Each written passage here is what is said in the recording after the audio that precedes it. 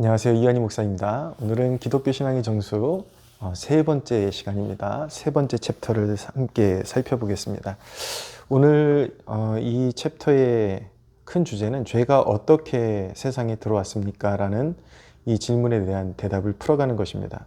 이 질문을 좀 다르게 표현해 보면 아담의 죄가 우리에게 그리고 모든 인류에게 입혀지는 원리라고 말씀드릴 수 있습니다. 어떻게 우리가 죄인이 되었는가, 인류가 죄인이 되었는가, 그것을 이제 찾아가는 것이죠. 자, 이 중요한 가르침에 대한 근거로 제시되는 성경 구절은 바로 로마서 5장 12절입니다. 그러므로 한 사람으로 말미암아 죄가 세상에 들어오고 죄로 말미암아 사망이 들어왔나니 이와 같이 모든 사람이 죄를 지었으므로 사망이 모든 사람에게 이르렀느니라. 자, 이 성경 구절이 보여주는 것은 예수 그리스도의 은혜와 육신의 첫 조상인 아담의 그런 어떤 죄 사이에 있는 유사성을 보여주고 있는 것이죠. 아담이 죄를 지음으로 말미암아 사망이 들어왔습니다.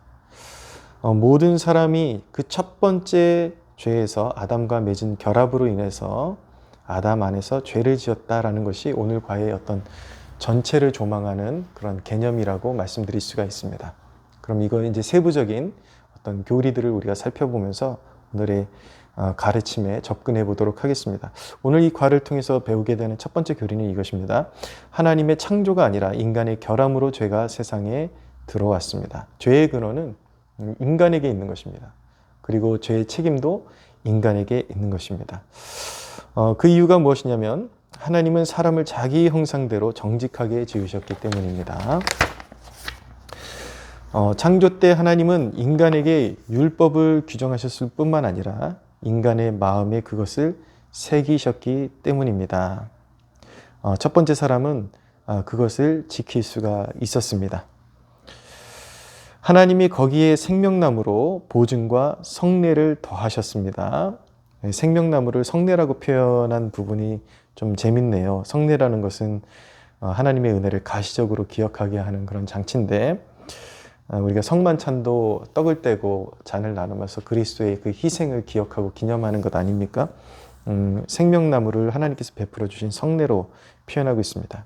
그렇게 보증과 성례로 더하셨으니 이로써 마음에 기록된 율법의 언약이 외적으로 더욱 뚜렷하게 확정되었습니다. 인간이 율법을 지킴으로 이 세상에서 그의 삶이 지속되고 그 후에 더 높은 천상의 축복의 자리로 승격될 것입니다. 이거 지금 첫 번째 아담의 상태를 지금 이야기하고 있는 것입니다. 타락 전에. 그다음에 반대로 그가 하나님의 뜻과 율법에서 떠날 경우 그는 죽음으로 위협을 받습니다. 네, 그런데 이제 선악과를 범함으로 죄가 들어오게 되고 이제 죽음의 위협을 받게 된 것이죠. 그러므로 우리가 행하거나 겪는 모든 악은 하나님에게서 오는 것이 아니라 우리 자신에게서 나옵니다. 이렇게 정의하고 있습니다. 자, 두 번째 교리는, 우리가 배워야 될 두 번째 교리는 아담의 첫 번째 불순종을 통해 죄가 그의 모든 후손에게 전해졌습니다. 자, 첫 번째 교리는 죄가 어떻게 인류에게 들어왔는가, 그 근본을 말하는 것이죠. 하나님이 그것을 창조하신 것이 아니라 그 책임은 인간에게 있다. 인간의 죄로 인간이 불순종함으로 말미암아 죄가 들어왔다라는 것을 말씀하고 있는 것이고, 그럼 모든 인류에게 어떻게 죄가 들어왔는가? 아담의 첫 번째 불순종을 통해 죄가 그의 모든 후손에게 전해졌습니다. 이것이 우리가 배우게 되는 두 번째 교리입니다. 원죄를 부정하는 펠라기우스가 가르치는 것처럼 죄는 모방을 통해서 일어나는 것이 아니라 번식과 자연 혈통을 통해서 일어났습니다. 이제 펠라기우스주의라는 것은 이제 원죄를 부정하죠. 그래서 인간이 죄인이 되는 것은 원래 원죄가 없이 태어났는데, 죄가 없이 무결하게 태어났는데 아담의 죄를 모방함으로써 죄인이 되는 것이다. 그렇게 설명을 하고 있는 것입니다. 근데 이것은 인간의 상태를 설명하기에 불완전하죠. 모든 인간이 그런 태어나면서부터 가지고 있는 불완전함이 있고 죄성이 있는데 그것을 설명하기엔 너무나도 부족합니다. 아담의 범죄와 같은 죄를 짓지 아니한 자들에게까지도 사망이 왕노릇하였나니라고 성경은 말씀합니다. 성경은 분명히 말씀하고 있죠. 모방을 통해서가 아니라 아담의 범죄와 같은 것들을 모방하지 않아도 사망이 왕노릇하고 있다. 고로 인간은 죄 가운데 태어난다라는 것을 증명하고 있는 것입니다. 아담을 본받아 같은 죄를 짓지 않는 자들 위에도 사망이 왕노릇했다라고 분명히 말씀합니다.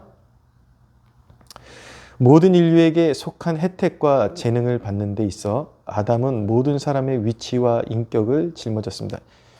쉽게 말하면 아담이 모든 인류의 대표라는 것입니다. 대표자.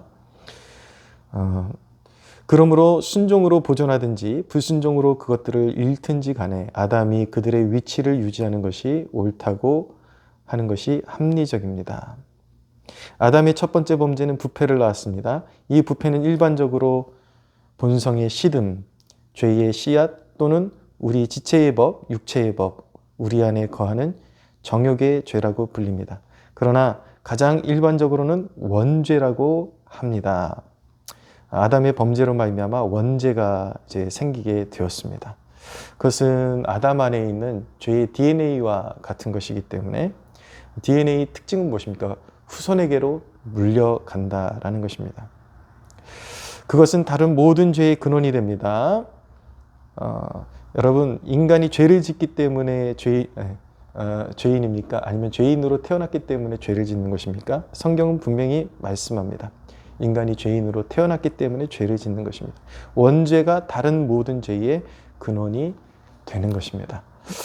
이 부패는 무엇보다 원초적인 의의 박탈을 가져왔습니다. 의가 없으면 하나님의 의에 형벌이 가해집니다. 아담이 범죄함으로 말미암아 하나님이 첫사람에게 주셨던 의가 박탈당했죠. 그러면서 모든 인류에게 사망이 들어왔고 형벌이 가해지게 되었습니다. 아담은 우리 육체의 조상이고 우리는 그의 후손이기 때문에 우리는 그의 원죄에 동참하며 그 죄와 사망의 상속자가 됩니다. 마찬가지로 우리는 믿음으로 그리스도께 연합되어 그와 함께 죽고 그와 함께 새 생명으로 일으킴을 받습니다. 자, 세 번째 교리입니다. 우리가 오늘 이 과를 통해서 배워야 될 세 번째 교리는 이러한 타락이 모든 사람에게서 자연적으로 발견된다는 것은 성경에서 증명될 뿐만 아니라 경험으로도 확인됩니다. 네, 모든 사람이 죄 가운데 태어난다라는 아담의 죄를 물려받는다라는 것은 성경에서 증명될 뿐만 아니라 실제적인 체험의 세계에서도 충분히 확인된다라는 그런 의미입니다. 모든 사람에게는 의지와 내적 욕구에 명백한 왜곡이 나타납니다. 인정할 수밖에 없죠. 판단력과 이해력의 왜곡도 마찬가지입니다. 그로 인해 많은 부끄러운 오류가 발생하여 선을 악으로 여기고 악을 선으로 여기게 됩니다. 영혼의 우월하고 영적인 능력에 대항하여 열등하고 동물적인 욕구의 반역이 모든 사람 안에서 명백하게 있습니다. 그렇지 않습니까, 여러분? 인간이 태어나면서 영적으로 우월한 것들, 그런 능력들, 그 아름다움을 사모합니까? 인간은 태어나면서부터 쾌락을 추구합니다. 그것이 열등해 보이는 것이든지 아니면 좀 고상해 보이는 것이든지 영적인 것보다 인간은 태어나면서부터 육적인 것들에 더 창념하고 시간을 많이 보내기를 원합니다. 쾌락의 종류가 그런 방탕한 쾌락만 있는 것이 아니라 하나님을 떠나서 하나님을 계속 인정하지 않고 떠나 살게 만드는, 그가 집착하게 만드는 그 어떤 것들. 취미 활동도 그런 것이 될 수가 있죠. 자기의 어떤 육체의 만족을 위해서 취미 활동에 계속 몰두하지만 하나님을 외면하고 살아가는 것. 그것이 인간의 상태이죠. 본질적인 상태이죠.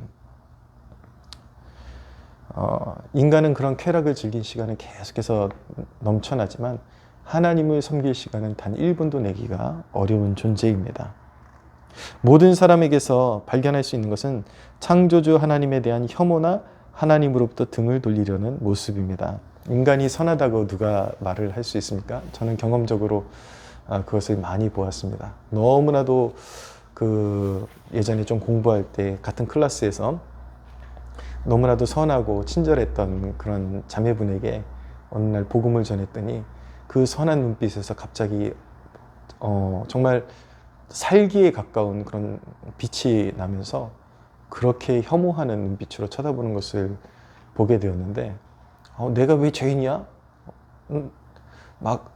굉장히 그런 어떤 혐오하는 그런 눈으로 보면서 그 안에 있던 혈기가 올라오는 것을 보게 되는데 그런 장면을 목격하는 것은 어렵지 않습니다. 여러분 선량하고 착해 보이는 사람들에게 복음을 전해 보십시오. 그들의 눈빛을 한번 보십시오.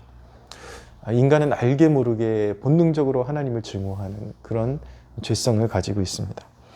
우리의 경험은 사람이 참된 선함에 마음이 끌리는 것이 매우 어렵고 더디다라는 것을 가르쳐 줍니다. 선한 일을 계획하고 그것을 신속히 행하는 것이 좋은 습관이지만 그 반대는 악하고 부패한 습관입니다. 그런데 선한 일에 착수하는 것은 보통 느리고 힘듭니다. 보통의 인간이 그렇다라는 거예요. 하나님을 섬기고 그리고 그분을 위해 헌신하는 것은 굉장히 느리고 힘이 들죠.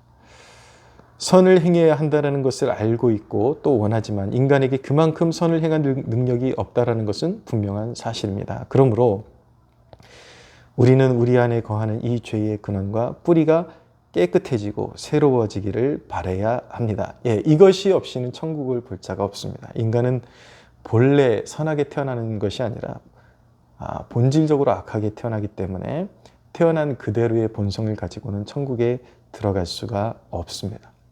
인간에게 가장 필요한 것은 그 원죄를 씻음을 받는 것입니다. 그 죄의 뿌리를 제거하는 것이 인생에게 가장 중요한 것이죠. 지금 시간을 다투는 그런 암을 발견했다 그러면 여러분 빨리 암을 제거해야 되는 거죠. 모든 인간에게 가장 시급한 것은 다른 오락이나 쾌락이나 사람을 만나는 것이나 그 어떤 것이 가장 시급한 것이 아니라 그 죄를 제거하는 일이 가장 시급한 것입니다. 인간이 의식하든지 안 하든지 죄인이 되었습니다. 이런 우리에게 그리스도를 알게 하신 것은 큰 은혜입니다.